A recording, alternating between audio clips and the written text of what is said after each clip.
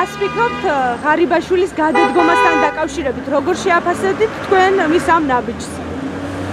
არა, მე მგონი ეს უმტკივნეულოდ უნდა მიიღოს საზოგადოებამ, იმიტომ რომ არ არის ამაზე დიდი აქცენტირება გასაკეთებელი.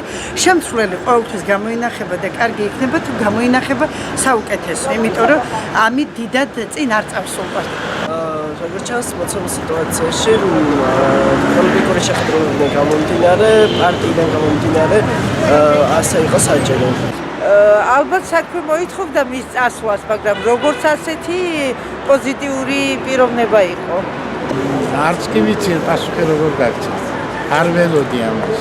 იმიტომ რომ ჯერ 3 დღის უკან გააკეთა ისეთი განცხადება, რომ ყველაფერი კარგად მიდის, ყველაფერი და მერე თქვა რომ უნდა გადავდგეო და რა ვიცი, ვერ გეტყვით მეც ვერ ჩამოვყალიბდი რა პასუხი გაგცეთ. ძალიან ცუდია, მაგრამ თვითონ აირჩია თავისი წასვლა და თავისი საქმე თვითონ იცით ვიდრე ხალხმა.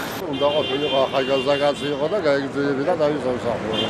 გვარი წინასაარჩევნო არ წარმოადგენს ეს გადაწყვეტილება. მიუხედავად იმისა, რომ 1 წელია დარჩენილი არჩევნები.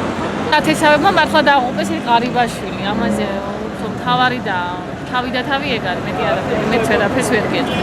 პოლიტიკის შესახებ რაფერს ვერ გეტყვი. მე თვითონ და რა ვიცი. არაფერი გამოდა თქვა არ ვიცი.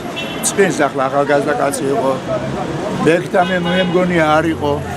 მე მგონი არ იყო. რა ვიცი ახლა შეესტომა ყველას მოდი. არ ვერავი პოლიტიკაში არ. მოსკინდა თანამდებობა გადადგა კაცი ვინა.